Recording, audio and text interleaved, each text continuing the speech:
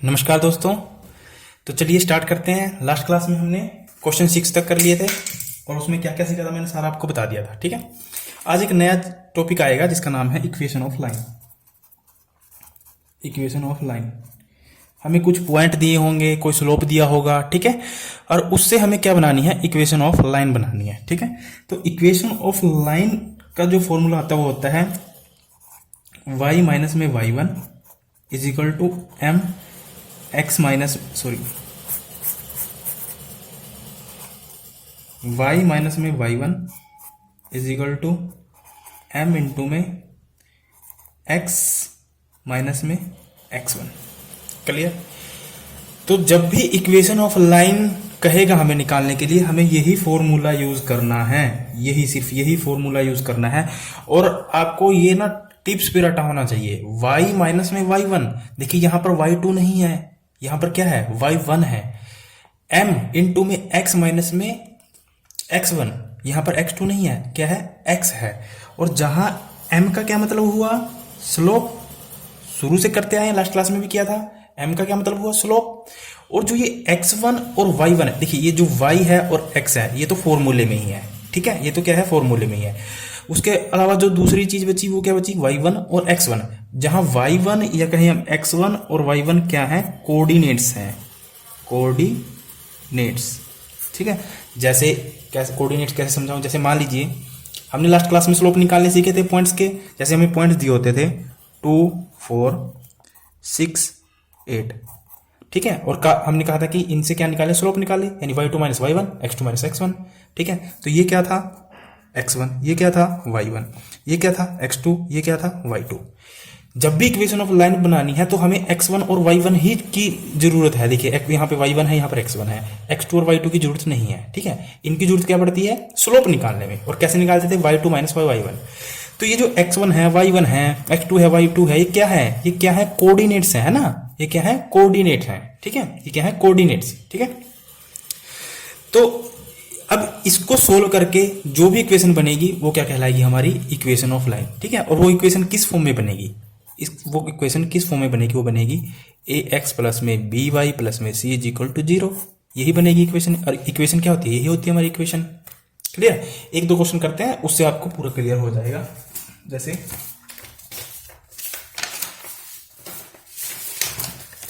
6 तक आपके नोट्स तैयार हो जाने चाहिए। 6 तक हमने कर लिया था। आगे है question 7, find the equation of the line. Equation of line का मतलब है रेखा का समीकरण ज्ञात करें, parallel to the axis and passing through the point. ये इन पॉइंटों से क्या हो रही है, वो पास हो रही है, जिसका स्लोप क्या है, ये। ठीक है, तो मैं आपको यहीं करवा के दिखा देता हूं। इक्वेशन हमें क्या निकालना है, इक्वेशन ऑफ लाइन, है ना। हमें क्या निकालना है, हमें क्या निकालना है, equation of line. Equation of line का मतलब क्या होता है, रेखा का समीकरण, हिंदी वाले। और इक्वेशन ऑफ लाइन का क्या फॉर्मूला था, y माइनस में y1 is equal to m into में x माइनस में x1। ठीक है, जहां m क्या होता है, स्लोप, और x1 और y1 क्या होते हैं, कोऑर्डिनेट्स। तो अब देखिए इस क्वेश्चन में स्लोप भी दे रखा है और कोऑर्डिनेट्स भी दे रखे हैं। कोऑर्डिनेट्स क्या दे रखे हैं, -2 और 3, यानी -2 क्या है, x1, और ये क्या है, 3 क्या है, y1। ठीक है, अब इसको इस पूरी लाइन में रखना है, पुटी करना है। तो कैसे करेंगे, y माइनस में y1, है ना, y1 क्या है यहाँ पर, 3। आगे m क्या है, स्लोप, -4। उसके बाद x माइनस में x1 क्या है, माइनस करना है x1 क्या है, -2। तो -2 और माइनस गुना क्या हो जाएगा, +2। ठीक है, अब इसको सोल्व कर दीजिए। ये तो आएगा -3, ये क्या आएगा, -4x, और क्या होगा, क्या आएगा, -8। ठीक है, अब क्या करिए, x वाले एक साइड लीजिए, कांस्टेंट एक साइड लीजिए सबको। ठीक है, अब इसको इस साइड लेके जाओगे तो क्या आएगा, y प्लस में 4x हो जाएगा। ठीक है, -3 और इधर आके +8 इज इक्वल टू 0। ठीक है, अब इसको और सही करके लिखोगे तो अब क्योंकि हमें पता है कि x वाला पहले होता है तो हम x वाले को पहले ले देते हैं। 4x प्लस में y और -3 और +8 कितना हो जाएगा, +5 इज इक्वल टू 0। तो ये क्या बन गया, मेरा इक्वेशन बन गई। और मुझे यही तो फाइंड करनी थी, ये इक्वेशन ही तो फाइंड करनी थी। और इक्वेशन फाइंड करनी थी, इक्वेशन कैसी होती है, ax प्लस में by is equal to c। c कहाँ होता है, जो कोई भी नंबर हो कांस्टेंट होता है वो क्या कहलाता है, c इज इक्वल टू 0। यही होती है इक्वेशन, और ये बन गई। ठीक है। और कैसे बनी, इस फॉर्मूले में रख के। उस इक्वेशन के लिए हमें ये फॉर्मूला याद होना चाहिए, एक बात। दूसरी बात, उसके लिए हमें स्लोप पता होनी चाहिए और ये कोऑर्डिनेट्स पता होने चाहिए, ठीक है। x1 और y1 पता होने चाहिए, तब हम इक्वेशन ऑफ लाइन निकाल देंगे। पूरे चैप्टर में सिर्फ यही है, इक्वेशन ऑफ लाइन। और एग्जाम में भी अगर क्वेश्चन आया ना तो यहीं से आएगा, इक्वेशन ऑफ लाइन बताएं, या फिर एंगल बताएं, या फिर दो इक्वेशनों के बीच में डिस्टेंस बताएं, या दो इक्वेशनों के बीच में लाइन एंगल बताएं। यही 2-3 बातें हैं, यहीं से क्वेश्चन आता है, और कोई क्वेश्चन नहीं आता, ठीक है। अब उड़ाते चलेंगे क्वेश्चनों को, क्योंकि अब पहला पार्ट था वो बेसिक था, जिससे आपको समझ में आ जाए। अब देखिए, आपने हमेशा याद रखनी है, जब भी इक्वेशन ऑफ लाइन पूछेगा तो उसके लिए हमारे पास दो चीजें होनी चाहिए। पहले स्लोप, ठीक है। दूसरा कोऑर्डिनेट्स। कोऑर्डिनेट मतलब x1 और y1 दो पॉइंट दिए होने चाहिए, x1 और y1, x2 और y2 नहीं, x1 और y1, ठीक है। आगे write the equation of the line, रेखा का समीकरण लिखें या बताएं। Passing through the points this, ये दो पॉइंट है, इनसे पास कर रही है, ठीक है। हमें क्या बताना है, रेखा का समीकरण बताना है, यानी इक्वेशन ऑफ लाइन लिखनी है। और इक्वेशन ऑफ लाइन का क्या मतलब हुआ, दिस, ठीक है, ये आपको पता है फॉर्मूला। और इस फॉर्मूले के लिए हमें चाहिए एक तो m चाहिए और x1 और y1 चाहिए, कोऑर्डिनेट्स। अब देखिए यहाँ पे आपको क्या क्या दे रखा है इसमें। यहाँ पर आपको ये क्या है x1, ये क्या है y1, ये क्या है x2, ये क्या है y2। आपके पास x1 और y1 तो है, कोऑर्डिनेट्स तो हैं, बट आपके पास क्या है, यहाँ स्लोप नहीं है, यानी m नहीं है। m का मतलब क्या होता है, स्लोप, यानी ढाल या प्रवणता हिंदी वाले। अब हमें सबसे पहले यहाँ क्या निकालना पड़ेगा, स्लोप निकालना पड़ेगा। और स्लोप निकालना आसान है। क्यों आसान है, क्योंकि जब दो पॉइंट दिए होते हैं उनका स्लोप कैसे निकालते हैं, y2 minus y1, x2 minus x1। ये मैंने लास्ट शुरू में ही आपको, पहले ही क्लास में आपको बता दिया था। क्योंकि आगे ना इसी का मिक्सअप आता रहेगा, कभी स्लोप का और लाइन का मिक्सअप, एंगल का और स्लोप का मिक्सअप, ऐसे आते रहेंगे क्वेश्चन, मिक्सअप आता रहेगा। इसलिए मैंने पहले ही सारे स्लोप वाले क्वेश्चन आपको करवा दिए, एंगल वाले करवा दिए। तो इसका स्लोप निकालेंगे, तो मैं निकाल दूं यहीं पे 5 माइनस करना है 1, तो यहाँ क्या हो जाएगा, प्लस का 1। 3 में से 1 गया 2, तो यहाँ से क्या हुआ 6/2 यानी 3। तो स्लोप कितना आया मेरा, m की वैल्यू कितनी आई 3। अब y1 कितना, x1 कितना है ये, और y1 कितना है ये -1, ठीक है। और मुझे इक्वेशन ऑफ लाइन निकालनी है, तो बिल्कुल मैं निकाल सकता हूँ। कैसे निकालूंगा, y माइनस में y1 क्या है माइनस का 1, तो क्या हो जाएगा प्लस का 1 इज इक्वल टू m क्या आया मेरा 3, x माइनस में x1 क्या है 1, ठीक है। हमें x2 से मतलब नहीं है, x2 और y2 का यूज हम स्लोप निकालने के लिए करते हैं, दैट्स ओवर, ठीक है। अब देखिए y प्लस में 1, यहाँ से क्या होगा 3x माइनस में 3। अब मैं क्या करूँगा, x वाले एक साइड, बाकी सबको एक साइड कर लूँगा। कैसे, अब देखिए यहाँ पे 3x है, माइनस का 1 है। अब मैं सबको इधर लेके आ जाऊँगा, तो क्या आ जाएगा माइनस का y माइनस का 1 इज इक्वल टू 0, ठीक है। यहाँ से मैं सोल्व करूँ तो 3x, अब यहाँ से माइनस का y, उसके बाद माइनस का 3 और माइनस का 1, माइनस का 4 इज इक्वल टू 0। यही मेरी इक्वेशन बन गई, और यही मेरे से पूछा गया था। कोई इसमें आपको कुछ टफ लग रहा है, नहीं लग रहा है, बस आपको कॉन्सेप्ट पता होना चाहिए, ठीक है। चलिए, find the equation of the line which making intercept -3 and -2 on the axis, on x axis and y axis. अब देखिए इंटरसेप्ट का मतलब समझ लीजिए, इंटरसेप्ट, ठीक है, हिंदी में बोलते हैं इसको अंतःखंड। जहां पे भी इंटरसेप्ट आएगा ना, वहां इक्वेशन ऑफ लाइन क्या बनेगी, x अपॉन में a प्लस में y अपॉन में b इज इक्वल टू 1, ठीक है। ये आपको याद रखना है क्योंकि फॉर्मूले हैं, फॉर्मूले तो याद करने पड़ेंगे। अब मैं आपको अंतःखंड का मतलब समझा देता हूं। मान लीजिए ये x एक्सिस है, ये y एक्सिस है, ठीक है। और कोई लाइन ऐसे जा रही है, ऐसे काट रही है, ठीक है। तो यहां से लेकर यहां तक का जो एरिया होगा वो क्या होगा, a इंटरसेप्ट, यानी x इंटरसेप्ट, x अंतःखंड है ना, अंतःखंड मतलब इंटरसेप्ट इंग्लिश वाले, ठीक है। और यहां से y के साथ, और यहां ये क्या ओरिजिन होता है 0 0, यहां से यहां के बीच का जो एरिया बचता है कटने के बाद वो कहलाएगा y इंटरसेप्ट, यानी y अंतःखंड, ठीक है। तो जो इसकी इक्वेशन बनती है, इक्वेशन ऑफ लाइन बनती है, वो क्या बनती है, x अपॉन में a क्या होगा, यहां से लेकर यहां तक का जो पूरा एरिया होगा, जो पूरी वैल्यू दी होगी वो क्या कहलाएगी a, प्लस y अपॉन में b क्या होगा, y जो इंटरसेप्ट है यहां से लेकर यहां तक, उसका नाम क्या होगा b, ठीक है। Is equal to 1। तो ये क्या होती है, हमारी इंटरसेप्ट फॉर्म होती है। ठीक है, तो जब भी हमें इंटरसेप्ट या अंतःखंड दिया होगा तब हमें इस तरह से इक्वेशन ऑफ लाइन निकालनी पड़ेगी। और कैसे निकालेंगे अभी देखिए क्वेश्चन से सीखते हैं। ठीक है, आपको पता तो चल गया अंतःखंड क्या होगा। यहां से लेकर यहां तक का एरिया ए इंटरसेप्ट कहलाएगा। यहां से वाई के साथ जो बना हुआ एरिया है वो वाई इंटरसेप्ट कहलाएगा। ये ए कहलाता है और ये बी कहलाता है। ठीक है, चलिए find the equation of the line which making intercept -3 और 2। ठीक है, तो यहां से लेकर यहां तक का जो, क्योंकि देखिए इस पूरे क्वेश्चन को पढ़ लीजिए एक बार। Find the equation of the line which making intercept -3 और 2 on the axis, x axis और वाई एक्सिस। यानी पहले क्या दे रखा है एक्स एक्सिस, दूसरा क्या दे रखा है वाई एक्सिस। यानी जो एक्स एक्सिस है उसके साथ कितना अंतःखंड काट रही है, -3 का। वाई एक्सिस उसके साथ कितना काट रही है, 2 का। ठीक है, यानी कहने का मतलब ये है कि जो एक्स एक्सिस के साथ है यहां से यहां तक इसकी वैल्यू कितनी दे रखी है, -3। यहां से यहां तक वैल्यू दे रखी है 2। ठीक है, और मुझे इक्वेशन ऑफ लाइन बतानी है। तो जब भी इंटरसेप्ट आएगा ना क्वेश्चन में तब आपको इक्वेशन ऑफ लाइन इसी तरीके से निकालनी पड़ेगी, ये नोट कर लेना। ठीक है, तो अब पुट कर दीजिए एक्स अपॉन में ए कितना दे रखा है, -3 प्लस में वाई अपॉन में बी कितना दे रखा है, 2 इज इक्वल टू 1। ठीक है, अब इसको सोल्व करिए। कैसे करेंगे, इसका और इसका क्या लेंगे आप, एलसीएम लेंगे। तो क्या आएगा, -6 आएगा, है ना। इसका और इसका एलसीएम क्या आएगा, -6। एलसीएम आना चाहिए आपको लेना। तो नीचे वाले से भाग ऊपर वाले से गुणा, शुरू से बताता आ रहा हूं। ये कितना बचेगा, प्लस का 2 है ना, 3 दूनी 6 और माइनस से माइनस कैंसिल। तो यहाँ क्या आएगा 2x। यहाँ क्या आएगा -3, तो यहाँ क्या आएगा -3y इज इक्वल टू 1। अब इसको क्या करिए, क्रॉस मल्टीप्लाई कर दीजिए। और क्रॉस मल्टीप्लाई करेंगे तो क्या आएगा, 2x - 3y is equal to -6। और इक्वेशन ऑफ लाइन बनानी है ना हमें, तो क्या करेंगे 2x - 3y, इसको इधर ले आएंगे तो +6 इज इक्वल टू 0। ये मेरी इक्वेशन ऑफ लाइन बन गई। ठीक है, बन गई ना इक्वेशन, इस फॉर्म में आ गई। ax प्लस में by is equal plus c is equal to 0।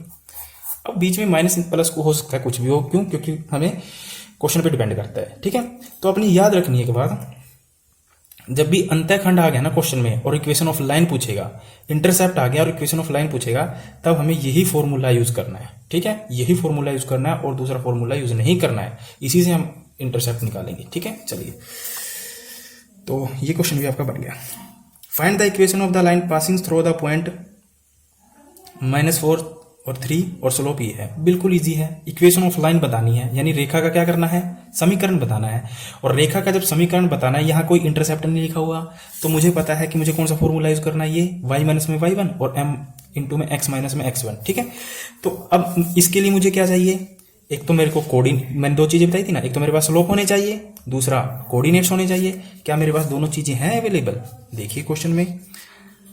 Find the equation of the line which passes through the point this, यानी ये क्या है x1 और y1, यानी कोऑर्डिनेट्स भी है मेरे पास।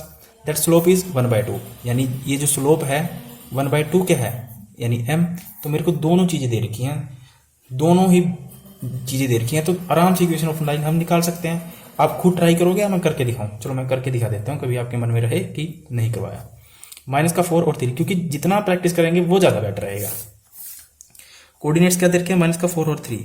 स्लोप कितना दे रखा है 1/2, m का मतलब स्लोप होता है। इक्वेशन ऑफ लाइन क्या होती है, y माइनस में y1 और y1 क्या है यहाँ पर 3 इंटू में m क्या है यहाँ पर 1/2, x माइनस में x1 कितना है -1 तो क्या हो जाएगा +4 गुणा करके।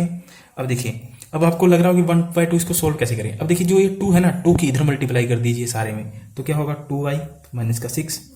यहां से क्या होगा 1 के अंदर कर दीजिए x प्लस में 4। ठीक है, अब इसको इधर ले जाइए तो x प्लस में 4, ये हो जाएगा -2y, ये हो जाएगा +6 is equal to 0।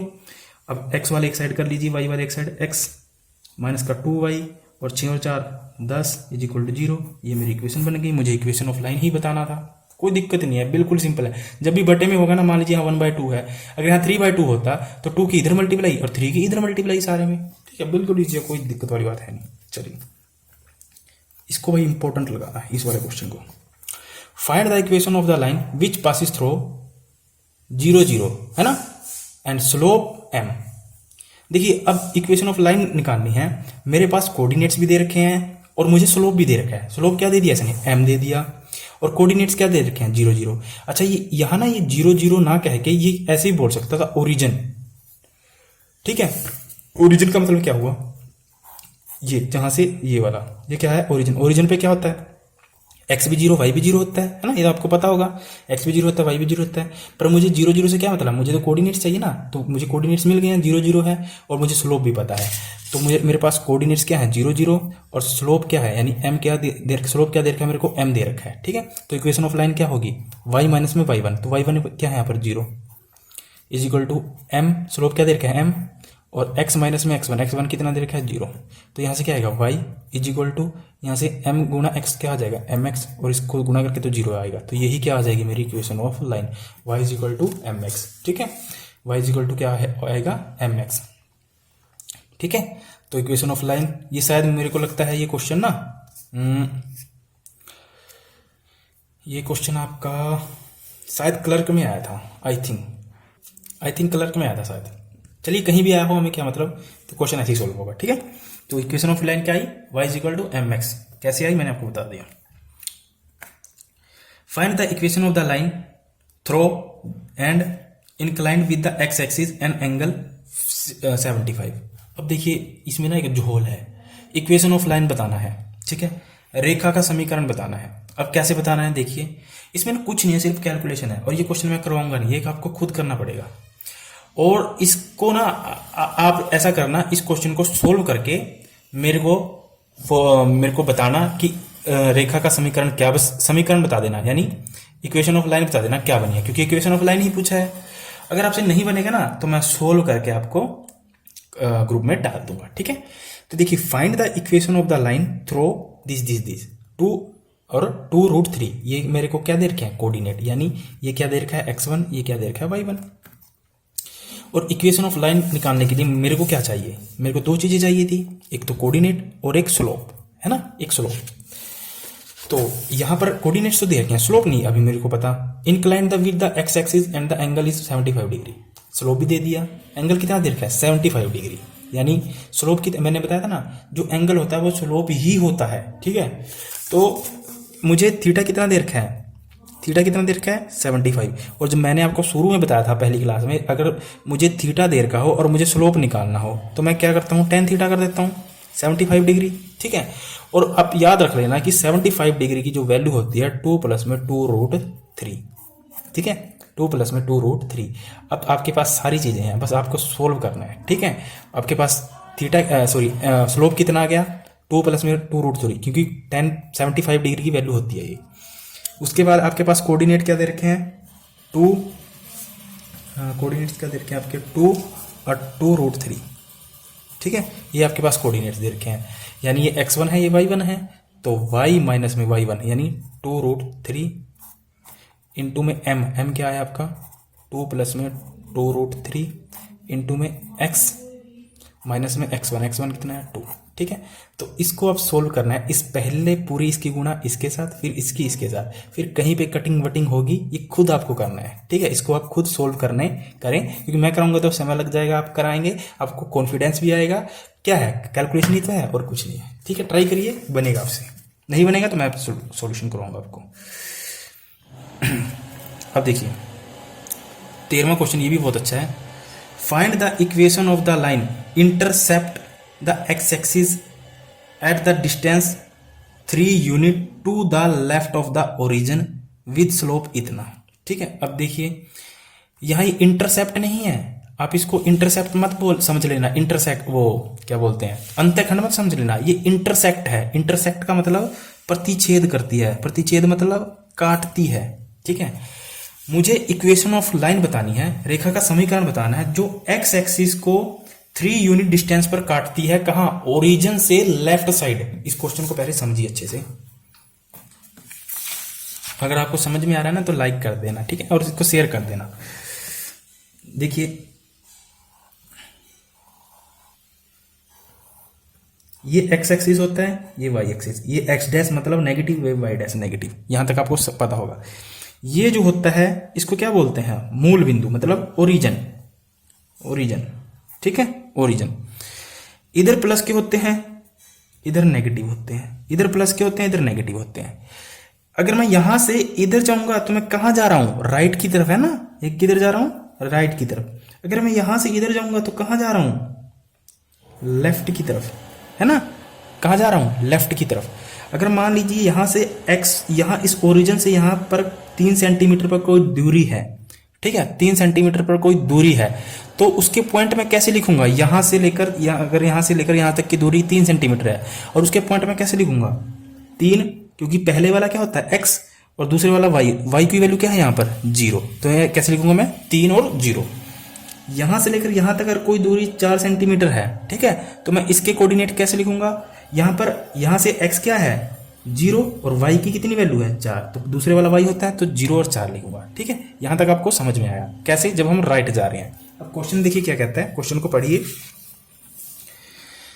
Find the equation of the line, प्रतिच्छेद करती है यानी इंटरसेक्ट कर दिया द एक्स एक्सिस के साथ क्या करती है, उसको काटती है, और distance of 3 unit to the left side of the origin, है ना।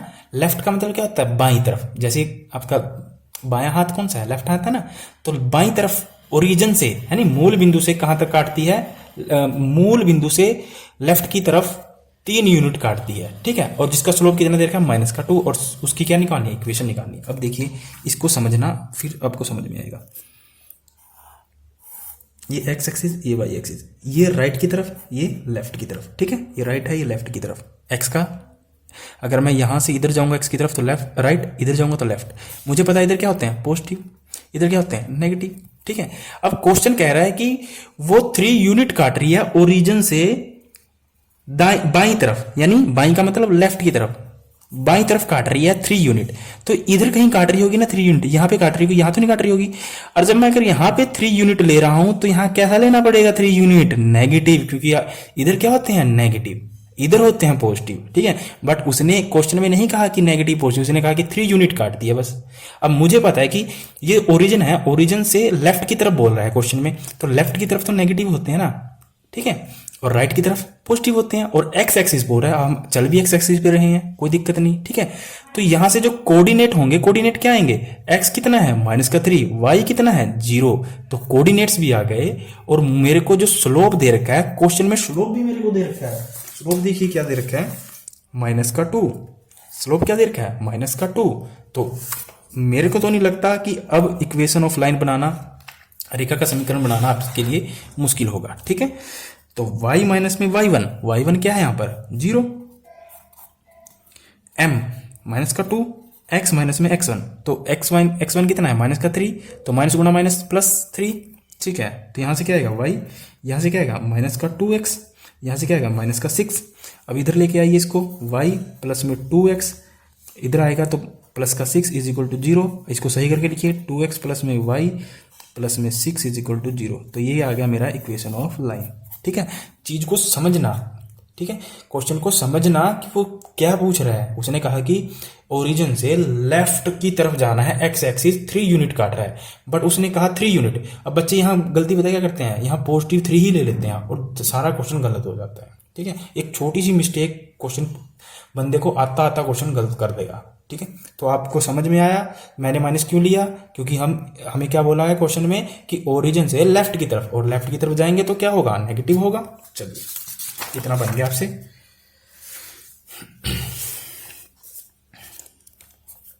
जो मैंने क्वेश्चन दिया ना, कौन सा दिया था, ये वाला, ये खुद करके दिखाना है इसको। ठीक है, तभी मुझे पता चलेगा कि आप पढ़ रहे हो और नहीं पढ़ रहे हो। Find the equation of the line passes through the point this. Equation of line बताना है, पासिंग थ्रू पॉइंट बताना है। अब आपको पता होना चाहिए कि जब भी इक्वेशन ऑफ लाइन पूछता है तो मेरे पास 2 चीजें, जब भी इक्वेशन ऑफ लाइन पूछे ना, आपके माइंड में एकदम आना चाहिए, 2 चीजें चाहिए। क्या, एक तो स्लोप और दूसरा कोऑर्डिनेट्स। अब यहाँ क्या दे रखे हैं, यहाँ कोऑर्डिनेट्स तो दे रखे हैं, और कोऑर्डिनेट्स कौन से चाहिए, x1 y1 वाले, x2 y2 वाले नहीं चाहिए, x1 y1 वाले, और स्लोप चाहिए। ठीक है, तो यहाँ पे ये x1 है, ये y1 है, ये x2 है, ये y2 है। ठीक है, अब यहाँ पे कोऑर्डिनेट्स तो दे रखे हैं, स्लोप नहीं दे रखे, और मुझे स्लोप चाहिए इक्वेशन ऑफ लाइन के लिए, और स्लोप निकालना मेरे लिए मुश्किल नहीं है। क्यों, क्योंकि मुझे 2 पॉइंट दे रखे हैं, और स्लोप कैसे निकालूंगा मैं, y2 - y1 और x2 - x1। तो यहां से स्लोप कैसे निकलेगा, y2 माइनस में y1, यानी y2 क्या है, माइनस का 4 है, और माइनस करूंगा y1 को, y1 क्या है, माइनस का 1, ठीक है। और x2 माइनस में x1, x2 कितना है 2, और यहाँ पे कितना आएगा, x1 कितना है माइनस का 1, तो प्लस का 1 हो जाएगा। तो माइनस का 5/3, ये क्या आ गया मेरा स्लोप, माइनस का 5/3। अब मेरे पास स्लोप भी आ गया, कोऑर्डिनेट्स भी हैं, और इक्वेशन ऑफ लाइन निकालनी है, बना देंगे। तो y माइनस में y1, y1 क्या है 1, स्लोप यानी m कितना है मेरा, माइनस का 5/3। x माइनस में x1 कितना है, माइनस का 1, बट यहाँ पे क्या है माइनस, यहाँ पे क्या है माइनस, तो माइनस गुना माइनस प्लस का 1, ये समझ रहे हो ना प्लस का 1 कैसे आ रहा है। अब मैंने बताया था कि अब जब इस तरह से आ जाए फ्रैक्शन में तो क्रॉस मल्टीप्लाई करवानी है, 3 की इधर करवा दो, 5 की इधर करवा दो, तो 3y माइनस का 3 माइनस का 5x माइनस का 5। अब क्या करना है, इधर लेके आइए 3y प्लस का 5x माइनस का 3, इधर आके प्लस का 5 इज इक्वल टू 0। अब यहाँ से क्या आएगा 5x प्लस में 3y पीछे ले जाइए, और प्लस का 5 और माइनस का 3, तो क्या आएगा प्लस का 2 इज इक्वल टू 0। ये मेरी समीकरण बन गई, इक्वेशन ऑफ लाइन। यही मेरे से पूछा गया था, यही आंसर होगा आपका, कोई दिक्कत वाली बात है नहीं, बिल्कुल इजी क्वेश्चन है, ठीक है। अब देखिए, अब क्वेश्चन अच्छा आया है, तो question number 15, find the equation of the line passes through the point passing through -3 और 5, -3 और 5 कहाँ से पास हो रही है, -3 और 5 से, ठीक है। तो यानी ये क्या हो गए, ये क्या हो गए कोऑर्डिनेट्स, ठीक है। एंड परपेंडिकुलर, जहां भी परपेंडिकुलर वर्ड आए एकदम से कान खड़े हो जाने चाहिए। परपेंडिकुलर मतलब क्या है, लंबवत, to the line that passes through the point this, ठीक है। हमें उस रेखा का समीकरण बताना है जो इन पॉइंटों से पास हो रही है, और इन दो पॉइंटों से जो लाइन बनेगी उसके क्या है, लंबवत है, लंबवत, ठीक है। अब मेरे को पता है कि सबसे पहले आपके माइंड में क्या आना चाहिए कि find the equation of line, equation of line निकालनी है ना, तो उसके लिए आपको क्या क्या चाहिए, स्लोप, और क्या चाहिए, कोऑर्डिनेट्स। अब यहाँ क्या दे रखा है, ओनली कोऑर्डिनेट्स, पर यहाँ पर स्लोप नहीं दे रखा है, ठीक है। यहाँ पर स्लोप नहीं दे रखा है, तो स्लोप निकालना कोई बड़ी बात है नहीं, क्योंकि क्या पॉइंट दे रखे हैं 2, 5 और माइनस का 3 और 6, इनसे हम स्लोप निकाल पाएंगे। बट यहाँ आपको ना एक ही ध्यान रखना है, एक ही मिस्टेक आप कर दोगे, वो क्या करोगे कि यहाँ ना जो स्लोप लेना पड़ेगा वो कौन सा लेना पड़ेगा, परपेंडिकुलर स्लोप लेना पड़ेगा, लंबवत प्रवणता लेनी पड़ेगी, क्योंकि क्वेश्चन में परपेंडिकुलर बोल रखा है। और याद करिए पहली क्लास में बताया था मैंने कि परपेंडिकुलर स्लोप क्या होता है, परपेंडिकुलर स्लोप क्या होता है, m1 इंटू में m2 is equal to minus का 1, m1 इंटू में m2 is equal to minus का 1, यही होता है परपेंडिकुलर स्लोप। अब क्या करिए, आपके पास कोऑर्डिनेट है, स्लोप निकालना, स्लोप निकाल दीजिए, ठीक है। तो पहले तो क्या करेंगे, आप यहां से स्लोप निकालेंगे, ठीक है, यानी y2 माइनस में y1, यानी 6 में से 5 गया, 1 आएगा। उसके बाद माइनस के 3 में से माइनस का 2 करेंगे माइनस, तो क्या आएगा माइनस का 3 माइनस का 2, तो यहाँ से 1 में माइनस का 5, यानी माइनस का 1 में 5 क्या आ गया आपका स्लोप। बट ये क्या आया, स्लोप आया है, ये परपेंडिकुलर स्लोप नहीं आया है। तो परपेंडिकुलर स्लोप निकालने के लिए क्या करेंगे, यहाँ से m1 की वैल्यू कितनी आई, माइनस का 1/5 गुना में m2 is equal to minus का 1, ठीक है। तो यहाँ से m2 की वैल्यू कैसे निकालेंगे, इसके बटे में चला जाएगा, माइनस का 1 में माइनस का 1 में 5, ठीक है। तो माइनस से माइनस कैंसिल, तो कैसे सोल्व करोगे, 1 में 1 इंटू में 5 ऊपर चला जाएगा, तो क्या आ जाएगा 5, यानी जो परपेंडिकुलर स्लोप आई वो क्या आई है 5। तो आप इसके शॉर्टकट भी जान सकते हैं कि जो भी स्लोप आएगी ना, जो भी स्लोप आएगी अगर वो नेगेटिव आई तो पॉजिटिव हो जाएगी, पॉजिटिव है तो नेगेटिव रहेगी, ठीक है। बट क्या करना, उल्टा कर देना। जैसे यहाँ पर स्लोप क्या आया था 1 माइनस का 5, तो इसका उल्टा करेंगे तो क्या आएगा माइनस का 5, पर अब माइनस है यहाँ पर तो क्या हो जाएगा, पॉजिटिव हो जाएगा, प्लस का 5 आ जाएगा। क्यों, क्योंकि ये किसके इक्वल होता है, -1 के इक्वल होता है, ठीक है। अगर वो पॉजिटिव रहेगा तो नेगेटिव हो जाएगा, अगर नेगेटिव है तो पॉजिटिव हो जाएगा, उल्टा हो जाएगा।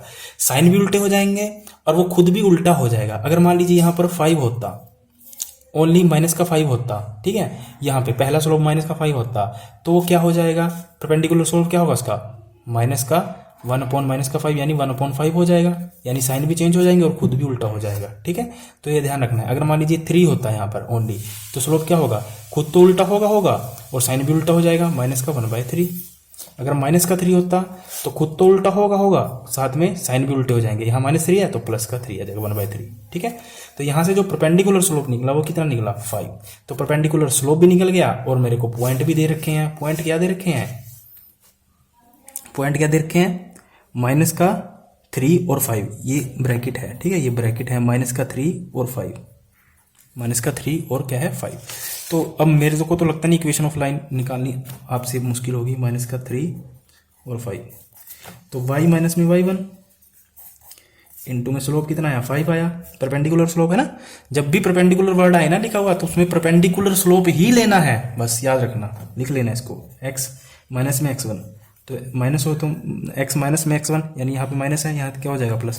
देखिए यहाँ पे मैं प्लस कर रहा हूँ, समझ में आ रहा है ना क्यों कर रहा हूँ? क्योंकि यहाँ माइनस है बट यहाँ पर क्या है माइनस, तो माइनस गुणा माइनस प्लस। ये अब तो बेसिक है, ये पता होना चाहिए। अगर ये भी नहीं पता फिर मैथ नहीं बनेगा। 15। ठीक है, अब इधर लेके जाइए, इधर लेके चलिए, इधर ले जाइए। 5x माइनस में y, ये इधर जाके क्या हो जाएगा प्लस का 5 और ये प्लस का 15 इज इक्वल टू 0। तो 5x माइनस का y प्लस का 20 इज इक्वल टू 0। ये मेरी इक्वेशन आ गई और यही मेरे से पूछा था, ये मेरा आंसर, इक्वेशन ऑफ लाइन पूछी थी। ठीक है, तो आपने ध्यान रखना है कि कहाँ परपेंडिकुलर कह रहा है, कहाँ पे क्या कह रहा है। ठीक है, क्योंकि जब तक आपको क्वेश्चन की भाषा नहीं समझ में आएगी तब तक आपको समझ में नहीं आएगा। ठीक है, चलिए 16 क्वेश्चन छोड़ दीजिए, इतना इंपॉर्टेंट नहीं है, लंबा है, आपको बनेगा नहीं। 17 क्वेश्चन देखिए। Find the equation of the line that cuts the equal intercept. Intercept मतलब अंतःखंड। अब यहाँ इक्वेशन ऑफ लाइन दे रखी है, किसकी निकालनी है? इंटरसेप्ट। और जब भी इंटरसेप्ट फॉर्म कहेगा, अंतःखंड कहेगा, तो उसकी इक्वेशन ऑफ लाइन क्या होगी? x अपॉन में a प्लस में y अपॉन में b इज इक्वल टू 1। मैंने बताया था आपको इससे पहले। ठीक है, find the equation of the line, उस रेखा का समीकरण बताएं जो बराबर अंतःखंड काटता है। The coordinates and axis and passes through the point this, यानी कहाँ से पास हो रहा है? 2, 3 से। तो कोऑर्डिनेट क्या दे रखे हैं यहाँ पर? 2 और 3। कोऑर्डिनेट का मतलब x और y, यानी x1 और y1 एक ही बात है। यहाँ x1 है, ये y1 है। ठीक है, बट हमें ये कह रखा है कि इक्वल इंटरसेप्ट काटता है। इक्वल इंटरसेप्ट का मतलब जैसे मान लीजिए जितना यहाँ काट रहा है ना, इतना यहाँ काट रहा है। ठीक है, अगर ये 8 है तो ये भी कितना होगा 8, ये 4 है तो ये भी 4, ये 2 है तो ये भी 2। ठीक है, अगर ये a है तो ये भी क्या होगा? a ही होगा, है ना। तो इक्वल इंटरसेप्ट का मतलब क्या हुआ कि वो इक्वल काट रहा है। ठीक है, चलिए अब देखिए कैसे करेंगे इस क्वेश्चन को solve. Find the equation of the line बतानी है, कट द इक्वल इंटरसेप्ट, यानी समान अंतःखंड काट रहा है और कोऑर्डिनेट्स ये दे रखे हैं। और जब भी इंटरसेप्ट वर्ड आता है तब हम इक्वेशन ऑफ लाइन कैसे लिखते हैं? ऐसे, x अपॉन में a y अपॉन में b इज इक्वल टू 1। यहाँ पर x कितना दे रखा है? 2। x कितना दे रखा है? 2 अपॉन में a। अब मेरे को पता है कि जो ये a और b होते हैं ना, ये क्या होते हैं? इंटरसेप्ट, है ना। ये क्या होते हैं? अंतःखंड। ये क्या होते हैं? a और b क्या होते हैं? अंतःखंड। बट यहां पर क्या कह रखा है कि जो ये अंतःखंड है वो क्या है? इक्वल है। इसका क्या मतलब हुआ? a is equal to b। a is equal to क्या है? b। तो कहने का मतलब मैं b को क्या मान सकता हूं? a मान सकता हूं या a को b मान सकता हूं? एक ही बात है, कोई घबराने वाली बात नहीं। ठीक है, a को मैं b मान सकता हूं और b को चाहे a मान सकता हूं, यानी जहां भी b है मैं वहां a पुट कर सकता हूं, क्योंकि क्वेश्चन में कहा है कि इक्वल इंटरसेप्ट है। ठीक है, बराबर का, देखिए यहाँ पे कहा है इक्वल इंटरसेप्ट है। ठीक है, तो प्लस में y कितना है? 3 अपॉन में, यहां पर क्या लिखूंगा मैं? a की जगह b की जगह, क्योंकि b को मैं क्या मान सकता हूं? a मान सकता हूं, क्योंकि इक्वल इंटरसेप्ट है तो a लिख दिया इज इक्वल टू 1। ठीक है, उसके बाद आप यहां से एलसीएम लेंगे तो a ऊपर क्या बचेगा? 2 प्लस में 3 आएगा, है ना। एलसीएम लेके सोल्व करके यही आएगा इज इक्वल टू 1। तो क्रॉस मल्टीप्लाई करेंगे, जब क्रॉस मल्टीप्लाई करेंगे तो a की वैल्यू कितनी आएगी? 3 और 2 5। ठीक है, अगर a की वैल्यू 5 है तो b की कितनी आएगी? 5 आएगी, स्वाभाविक सी बात है। अगर a की वैल्यू 5 आई है तो b की भी 5 आएगी, क्योंकि इक्वल है।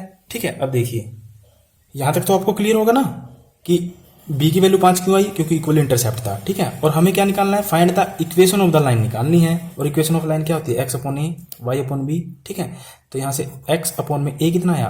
5 आया, प्लस में y अपॉन b कितना आया? 5 आया इज इक्वल टू 1। तो यहां से एलसीएम लोगे तो क्या आएगा? 5x प्लस में y इज इक्वल टू 1, और क्रॉस मल्टीप्लाई करोगे तो क्या आएगा? x प्लस में y इज इक्वल टू 5, और इसको इक्वेशन की फॉर्म में लिखोगे तो क्या आएगा? x प्लस में y, और इधर आ जाएगा तो माइनस का 5 इज इक्वल टू 0। ये क्या आएगा? मेरा इक्वेशन ऑफ लाइन। यही मेरे से पूछी थी।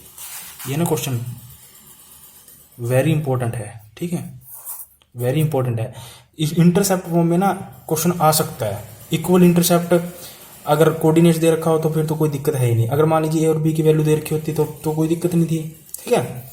तो अगर इक्वल इंटरसेप्ट दे रखा है तो हमें इस तरह से करना है। अगर मान लीजिए ये यहाँ पे ये कोऑर्डिनेट्स ना दिया होता और इंटरसेप्ट की वैल्यू दे देता, 3 इंटरसेप्ट, 2 काट रहा है 3 काट रहा है, तो एक्स के अपॉन में 2 और वाई के अपॉन में 3 रख के कर देते। इस तरह के क्वेश्चन हमने बहुत पहले किए थे, ठीक है। तो मेरे को तो लगता नहीं कि आपसे बन नहीं रहे होंगे, क्वेश्चन आराम से बन रहे होंगे। आगे find the equation of the line that cuts of equal intercept the coordinate axis and the passes through. अच्छा ये तो रिपीट हो गया, ये पहले किया है ना 17वां क्वेश्चन, वो सेम डबल लिख दिया मेरे को लगता है, ये रिपीट हो गया, ठीक है। ये तो हमने कर लिया। आगे है reduce the equation into normal form, find the value of P and ये अल्फा, ठीक है, यानी थीटा भी कह सकते हो इसको, अल्फा भी कह सकते हो, कुछ भी। रिड्यूस द इक्वेशन, ये इक्वेशन देखिए, उसको किस फॉर्म में रिड्यूस करना है, नॉर्मल फॉर्म में, ठीक है। अब आपको ये पता होना चाहिए ना नॉर्मल फॉर्म क्या होती है, तभी तो आप कर पाओगे रिड्यूस, ठीक है। तो जब भी नॉर्मल फॉर्म में रिड्यूस करने के लिए बोले तो नॉर्मल, अब ये नया कॉन्सेप्ट चल गया,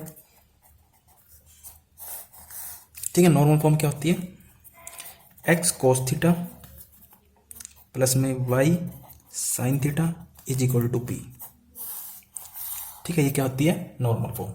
और ये बिल्कुल ईजी है, कोई दिक्कत वाली बात है नहीं, मैं आपको पूरा क्लियर करवा देता हूँ।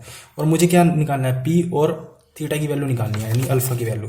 ये थीटा है ना, यहाँ अल्फा भी हो सकता है, और ये निकालना है, ठीक है। तो जब भी नॉर्मल फॉर्म निकालने के लिए बोले तो हमें क्या करना है, हमें कोई ना कोई इक्वेशन दे रखी होगी। अब इक्वेशन क्या दे रखी है, √3x प्लस का y माइनस का 8 इज इक्वल टू 0, ठीक है। क्या मैं इसको ऐसे लिख सकता हूँ, √3x प्लस का y इज इक्वल टू 8, इधर चला गया, कोई दिक्कत नहीं, क्योंकि जो 8 है वो क्या होता है, कांस्टेंट होता है, ठीक है। क्या होता है, कांस्टेंट होता है, ठीक है। अब देखिए नॉर्मल फॉर्म निकालने के लिए सबसे पहले क्या करना है हमें पहला स्टेप क्या करना है कि जो भी x और y के जो कोफिशिएंट दे रखे हैं उनका क्या करना है, स्क्वायर करके जोड़ देना है।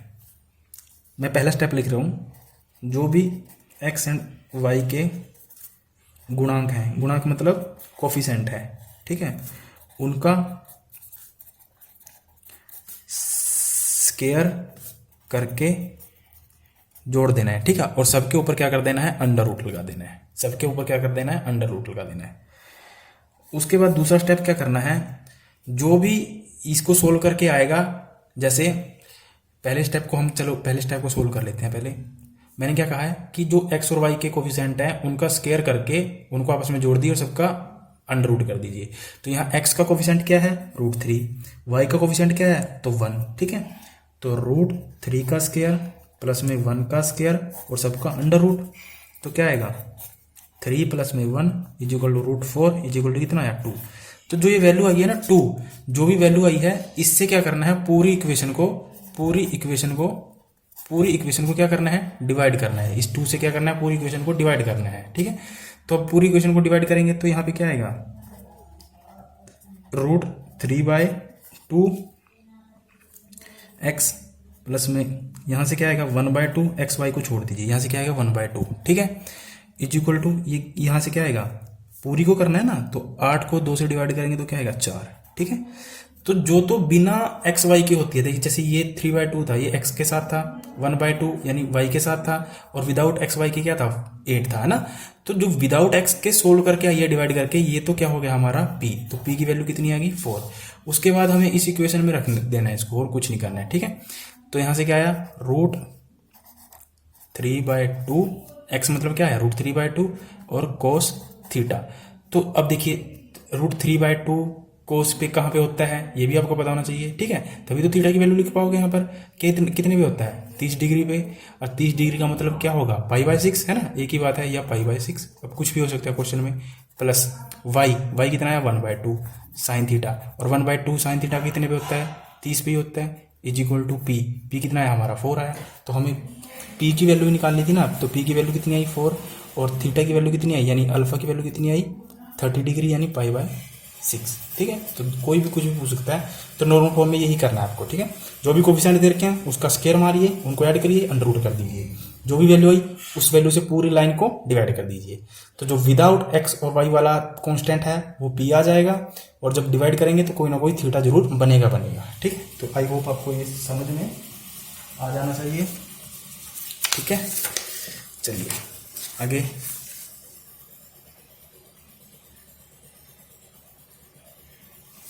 हाँ, अब देखिए, अब आएगा मजा क्वेश्चन करने में। Question number 20, find the angle between the line. एक लाइन ये दे रखी है, दूसरी लाइन ये दे रखी है। इन दोनों लाइनों के बीच में क्या निकालना है? एंगल निकालना है। और भाई याद करिए, देखिए आपको ना भूलना नहीं है बिल्कुल भी, मेरे साथ चलकर भूलना नहीं है बिल्कुल भी, समझ में आएगा। तो मैंने आपको कहा था कि जब भी दो लाइनों के बीच में थीटा एंगल निकालना हो तो हम क्या यूज करते हैं? Tan theta is equal to mod m1 minus में m2। बंद, खत्म हो गया पेन, कोई बात नहीं, आज पेन नया ले आएंगे आपके लिए, कोई बात नहीं। m1 माइनस में m2 अपॉन में 1 प्लस में m1 इंटू में m2। करते हैं ना, करते ऐसे करते थे जब दो लाइनों के बीच में क्या करना हो? थीटा निकालना हो। ठीक है, और जहां m ये क्या है? ये m1 m2 क्या होते हैं? स्लोप। ये क्या होते हैं? स्लोप। या तो हमें डायरेक्ट स्लोप दे दीजिए, या हमें दो लाइनों के पॉइंट दे दीजिए जब भी हम स्लोप निकाल सकते हैं, या हमें थीटा दे दीजिए तब भी हम स्लोप निकाल सकते हैं। और तीसरा मैंने शुरू में बताया था, याद करिए, देखिए तीसरा मैंने शुरू में बताया था क्या, कि या तो इक्वेशन दी हो तब भी हम क्या करेंगे? स्लोप निकाल सकते हैं। और जब हमें इक्वेशन दे रखी हो तो स्लोप क्या होती है? माइनस का ए का कोफिशिएंट अपॉन में बी का कोफिशिएंट, ए का गुणांक, सॉरी एक्स का गुणांक अपॉन में वाई का गुणांक। तो जहां ए क्या है? एक्स का गुणांक, बी क्या है? वाई का गुणांक। ठीक है, और जब इक्वेशन दे रखी होगी तो स्लोप कैसे निकालेंगे? माइनस का ए अपॉन बी। ठीक है, और माइनस ए क्या है यहाँ पर? मतलब माइनस वाले निशान फॉर्मूले में है। ठीक है, याद रखना है जो ए होगा वो एक्स का गुणांक होगा और बी वाई का गुणांक। ये एक्स वाई आगे पीछे हो सकते हैं। ठीक है, तो जब दो लाइनें दे रखी होंगी उनके बीच में एंगल निकालने का फॉर्मूला क्या था? ये m1 माइनस m2 अपॉन में 1 प्लस में m1 इंटू में m2। ठीक है, और जहां m क्या है? स्लोप। अब मेरे को क्या दे रखा है? देखिए, the find the angle between, इन लाइनों के बीच में कौन निकालना है? एक लाइन ये दे रखी है और दूसरी लाइन ये दे रखी है। ठीक है, तो क्या मैं दोनों लाइनों के स्लोप निकाल सकता हूं? तो जब मेरे पास इक्वेशन दे रखी हो तो, क्योंकि ये क्या है? इक्वेशन ही तो है, एक्स वाई की फॉर्म में है, तो मुझे पता है कि इक्वेशन है, ये भी क्या है? इक्वेशन है। ठीक है, तो स्लोप निकालना क्या मेरे लिए मुश्किल बात है? नहीं। क्यों?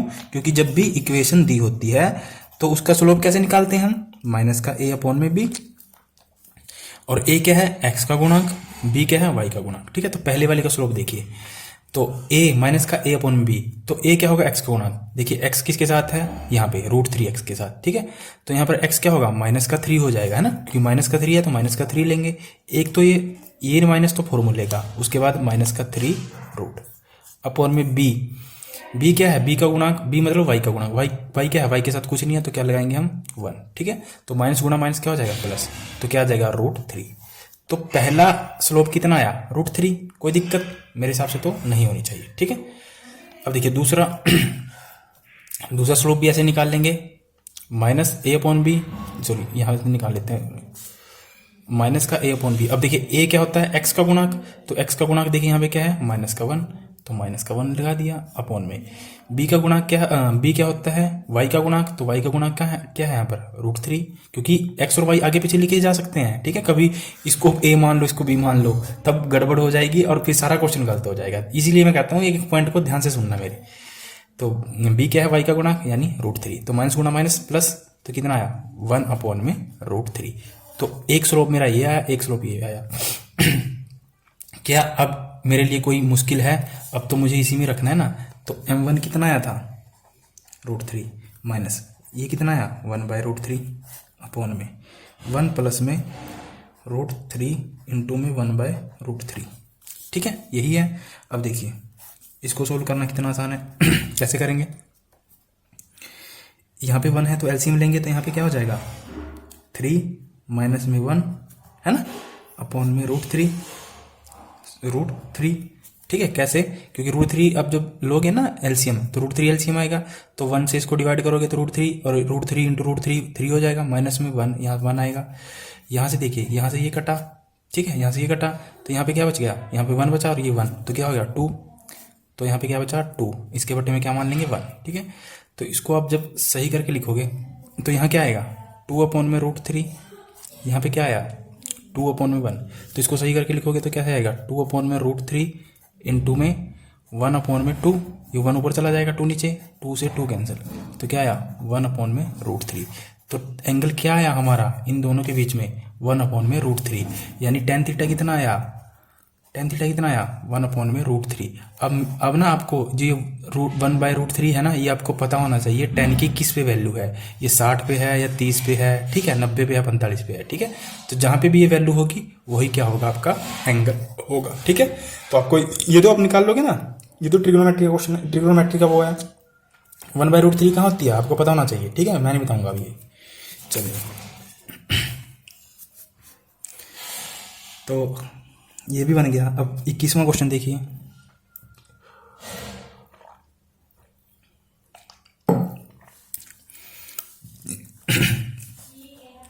Find the equation of the line perpendicular to the line x minus में 2y प्लस में 3 and passing through the point 1 और -2, ठीक है। अब क्वेश्चन को जरा ध्यान से पढ़िए। Find the equation of the line, हमें इक्वेशन ऑफ लाइन यानी रेखा का समीकरण बताना है। परपेंडिकुलर टू द लाइन, इस लाइन के वो परपेंडिकुलर है, and passing through the point ये, यानी इक्वेशन ऑफ लाइन बताना है। तो जब भी इक्वेशन ऑफ लाइन बताना है तो आपके माइंड में आना चाहिए कि मुझे क्या क्या चाहिए।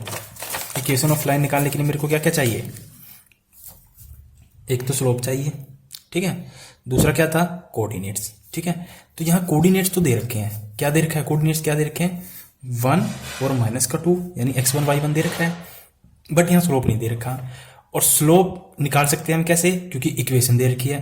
पर एक बात और याद रखनी है आपको, यहाँ पर क्या लगा हुआ है परपेंडिकुलर, है ना, लंबवत।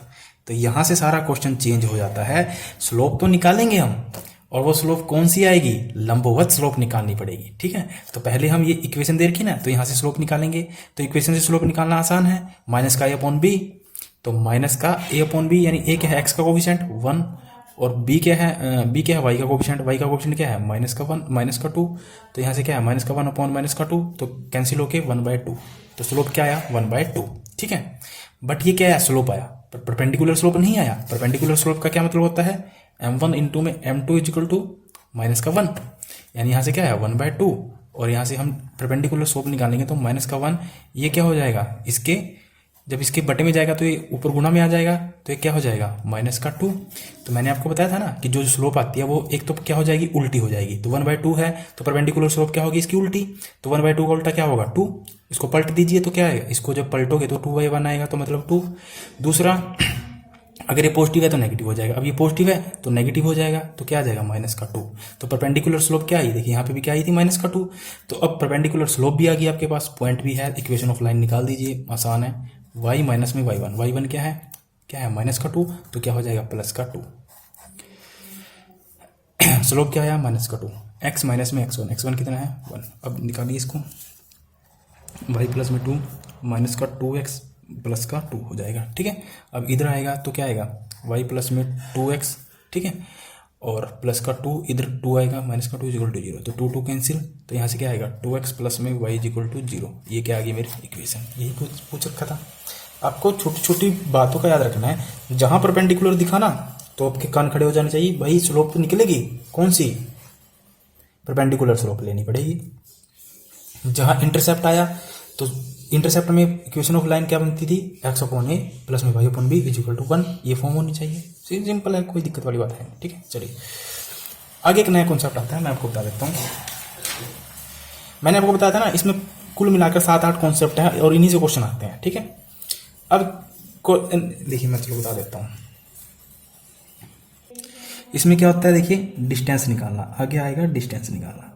अब डिस्टेंस दो तरीके से निकलेगी, अगर पॉइंट दे रखा है। अब डिस्टेंस देखिए दो तरीके से पूछेगा, एक तो पॉइंट दे देगा प्लस में इक्वेशन दे देगा कोई, इन दो के बीच में डिस्टेंस बताएं। एक क्या करेगा, दो इक्वेशन ही दे देगा सीधा और बोल देगा कि ये पैरेलल है। ठीक है, अब मैं बताऊंगा पैरेलल का मतलब क्या होता है।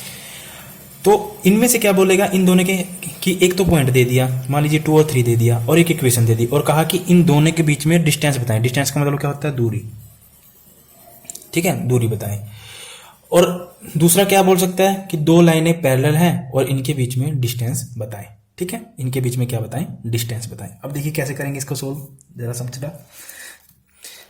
अगर पहला केस लें, अगर पॉइंट और इक्वेशन दी हो, अगर मैं लिख देता हूं फिर कभी भूल जाओ, पॉइंट और इक्वेशन दे रखी हो और जब डिस्टेंस निकालनी हो तब हम क्या यूज करेंगे, मोड ax प्लस में by प्लस में c अपॉन में अंडर रूट में a का स्क्वायर प्लस में b का स्क्वायर।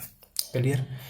जहां a क्या है, जो इक्वेशन दे रखी होगी यानी x का कोफिशिएंट, और b क्या है, y का कोफिशिएंट। ठीक है, और यहां पर a और x और y क्या होंगे, जो कोऑर्डिनेट दे रखे होंगे यानी जो पॉइंट्स दे रखे होंगे। जैसे ये 2 3 है, चलो क्वेश्चन करेंगे तो आपको क्लियर हो जाएगा। ठीक है, तो ये तो है कि पहला केस जब पॉइंट और इक्वेशन दे रखी हो और उनके बीच में क्या निकालनी हो, डिस्टेंस निकालनी हो, तब हम क्या यूज करेंगे ये। अब यहां देखना, यहां मोड लगा है, तो मोड का मतलब होता है कि डिस्टेंस कभी नेगेटिव नहीं हो सकती, तो पॉजिटिव ही आएगी। ठीक है, अगर किसी वैल्यू की वजह से कोई नेगेटिव आती है तो हम उसको पॉजिटिव लिखेंगे, बस। क्लियर। उसके बाद दूसरी कंडीशन क्या थी कि अगर दो इक्वेशन क्या है, पैरेलल है, पैरेलल मतलब समांतर है। ठीक है, तब उसमें उनकी दोनों इक्वेशनों के बीच में जो डिस्टेंस निकलेगा वो कैसे निकलेगा, मोड c1 माइनस में c2 अपॉन में अंडर रूट में a का स्क्वायर प्लस में b का स्क्वायर। ठीक है, और जहां c1 और c2 क्या होंगे, कांस्टेंट, और इक्वेशन में कांस्टेंट कौन से होते हैं, जैसे 2x प्लस में 3y प्लस में 4 इज इक्वल टू 0, तो ये तो x की वैल्यू हो गई, ये y की, और जो विदाउट x y के बचा वो क्या होगा, कांस्टेंट। और यहाँ कांस्टेंट को हम किससे दिखा रहे हैं, c से, तो यहाँ पे c1 और एक c2 होगा, क्योंकि दो लाइनें हैं ना, तो एक का c1 होगा, एक दूसरी का c2 होगा। तो आपने याद रखना है कि जब भी पैरेलल पूछे और जब भी पॉइंट और इक्वेशन को देके पूछे, तो अगर पॉइंट और इक्वेशन को देकर पूछेगा तो ये फॉर्मूला यूज करेंगे, अगर पैरेलल पूछेगा तो हम ये फॉर्मूला यूज करेंगे। ठीक है, क्लियर।